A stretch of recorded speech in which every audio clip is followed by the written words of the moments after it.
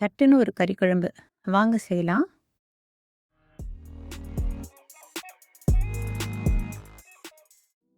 தேவையான பொருட்கள்லாம் நோட் பண்ணிக்கோங்க.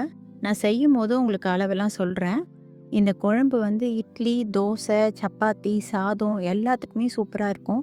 வாங்க எப்படி செய்றதுன்னு பார்க்கலாம். ஒரு கடாயில கொஞ்சமா எண்ணெய் ஊத்திக்கோங்க. 2 டேபிள் ஸ்பூன் தனியா, ஒரு குழிக்கரண்டின்னு கணக்கு வச்சுக்கோங்களேன். போட்டு இத கொஞ்சம் லேசா வறுத்துட்டு சீரகம் போடணும்.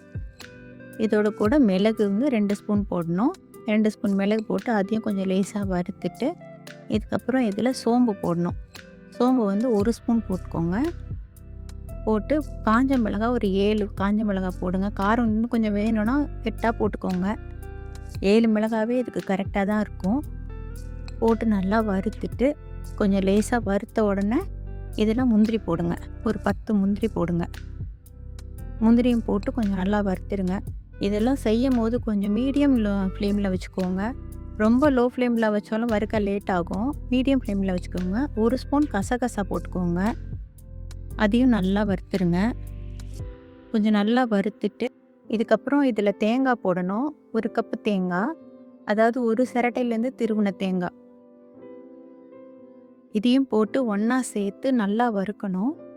தேங்காயில் இருக்க ஈரம் போகிற வரைக்கும் வறுத்தா போதும்.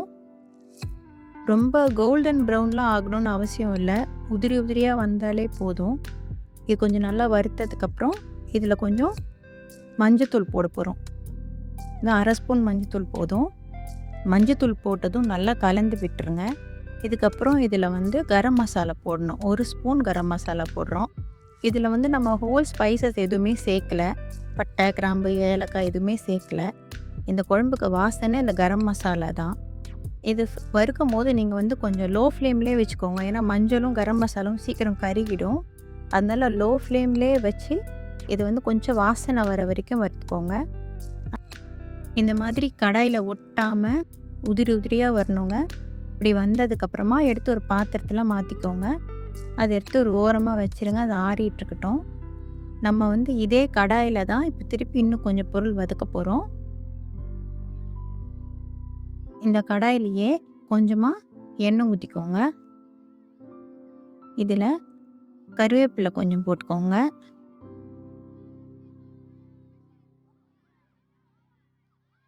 அப்புறம் இஞ்சி பூண்டு. பூண்டு வந்து 7 பல், இஞ்சி வந்து 1 இன்ச்சு இஞ்சி. இஞ்சி துண்டு துண்டாக கட் பண்ணி போட்டுக்கோங்க. அப்போ தான் வதங்கும். இஞ்சியும் பூண்டும் கொஞ்சம் வதங்கினதுக்கப்புறம் வெங்காயம் போடுங்க. சின்ன வெங்காயம் உரித்து போட்டிருக்கேன் நான். பெரிய வெங்காயம் கூட வேணுன்னா இதில் போட்டுக்கலாம். இது ஒன்றா சேர்த்து நல்லா வதங்கணும். இந்த மாதிரி நம்ம எல்லாம் ஒன்றா போட்டு வதக்கி அரைச்சி செய்யும்போது கிரேவி வந்து நல்லா திக்காக இருக்கும். இந்த அளவுக்கு வெங்காயம் வதங்கினதும் நம்ம ஏற்கனவே ஆற வச்சுருக்கோம்ல வறுத்து, அதோடு சேர்த்து இந்த வெங்காயம், பூண்டு, இஞ்சி எல்லாத்தையும் சேர்த்து ஒன்றா போட்டுருங்க. ஏன்னா ஒன்றா போட்டு தான் அரைக்க போகிறோம் நம்ம. இதுவும் கொஞ்ச நேரம் ஆறட்டும். நல்லா ஆறுனதுக்கப்புறம் தான் அரைக்கணும். இந்த மெத்தடில் குழம்பு பண்ணிங்கன்னா நல்ல ஒரு திக்கான கிரேவி கிடைக்கும். ஒரு 6-7 பேரே தாராளமாக சாப்பிட்ற மாதிரி இருக்கும். நம்ம ஏற்கனவே வறுத்து ஆற வச்ச எல்லா பொருளையும் மொத்தத்தையும் ஒன்றா போட்டு மிக்சியில் கொஞ்சம் கொஞ்சமாக தண்ணி விட்டு அரைங்க. மொத்தமாக தண்ணி ஊற்றிட்டிங்கன்னா சரியாக அரைக்காது.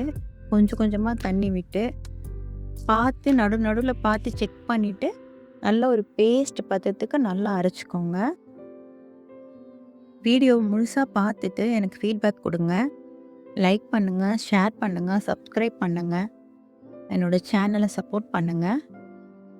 இப்போ நான் நடுவில் செக் பண்ணேன். இது வந்து கொஞ்சம் சரியாக அரைக்கலை. அதனால் இன்னும் கொஞ்சம் தண்ணி ஊற்றி திருப்பியும் நான் நைஸாக அரைச்சிக்கிறேன். எந்த கன்சிஸ்டன்சியில் இருக்கணும்னு காட்டுறேன், அதையும் பார்த்துக்கோங்க.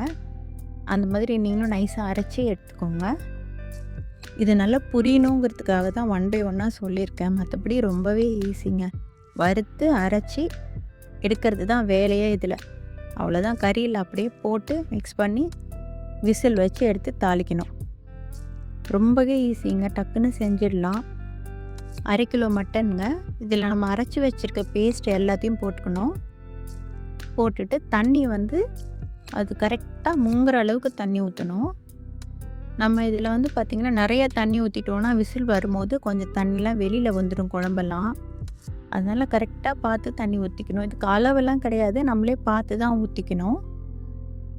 கரெக்டாக அந்த இது மட்டன் முங்குற அளவுக்கு இருந்தால் போதும். உப்பு வந்து 1 ஸ்பூன் ஃபுல்லாக உப்பு போட்டேன். இது வந்து கரெக்டாக இருந்துச்சு எனக்கு. போட்டு நல்லா மிக்ஸ் பண்ணிவிடுங்க.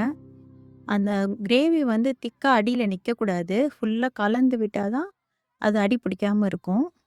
அப்புறம் இதில் எனக்கு கொஞ்சம் தண்ணி தேவைப்பட்டுச்சு. இன்னும் கொஞ்சம் தண்ணி ஊற்றிக்கிட்டு கரெக்டாக மிக்ஸ் பண்ணிவிட்டு இப்போ வந்து லிட் போட்டு க்ளோஸ் பண்ணிவிட்டு ஒரு 6, 7 விசில் வைக்கணும்.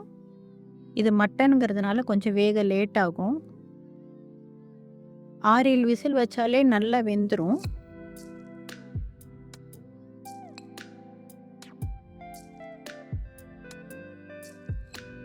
ஏழு விசில் வந்துருச்சுங்க. நல்லா ப்ரெஷர் இறங்குனதுக்கப்புறம் திறந்து பார்க்கணும். இப்போ எனக்கு நல்லா இறங்கிருச்சு. நான் திறந்து பார்க்குறேன். பாருங்கள், லிட் ஓப்பன் பண்ணது உள்ள குழம்பு வந்து நல்லா ஆயிலெலாம் பிரிஞ்சு வந்துடுது. நல்லா கிளறி காமிக்கிறேன் பாருங்கள், அடியும் பிடிக்கல, கரெக்டாக வெந்திருக்கு. இப்போ இந்த குழம்பை எடுத்து நம்ம கீழே வச்சுட்டு இதுக்கு ஒரு தாளிப்பு கொடுக்க போகிறோம். தாளிக்கிறதுக்கு ஒரு கடாய் வச்சுட்டு அதில் கொஞ்சமாக எண்ணெய் ஊற்றிடுங்க. அதுக்கப்புறம் இதில் கொஞ்சம் கடுகு, அப்புறம் கொஞ்சம் சோம்பு போடணும். இதில் கடுகு சோம்பு ரெண்டும் பொரிஞ்சு வந்ததுக்கப்புறமா இதில் கொஞ்சம் கருவேப்பிலை போடணும். ஒரு இனுக்கு கருவேப்பிலை போதும். போட்டுட்டு கொஞ்சம் நல்லா பொரிஞ்சது தக்காளி வந்து நம்ம பச்சையாக தான் அரைச்சி வச்சுருக்கோம், அந்த தக்காளி ஊற்றணும். தக்காளிக்காக கொஞ்சம் உப்பு போட்டுக்கணும். ஒரு 1/4 ஸ்பூன் போட்டால் போதும். ஏன்னா ஏற்கனவே நம்ம வந்து குழம்புலேயும் உப்பு போட்டிருக்கோம். இது நல்லா மிக்ஸ் பண்ணி கொஞ்சம் எண்ணெய் பிரிஞ்சு வர வரைக்கும் வைக்கணும். அப்புறம் எடுத்து குழம்புல போட்டு மிக்ஸ் பண்ணிடணும். அவ்வளோதான், குழம்பு ரெடி. கடைசியாக கொஞ்சம் கொத்தமல்லி போட்டு சூடாக இருக்கும் போதே கிளறி விட்டுருங்க. குழம்பு எவ்வளோ திக்காக இருக்குது பாருங்கள், ரொம்பவே டேஸ்ட்டாக இருக்கும். ட்ரை பண்ணுங்கள். தேங்க்யூ ஃபார் வாட்சிங்.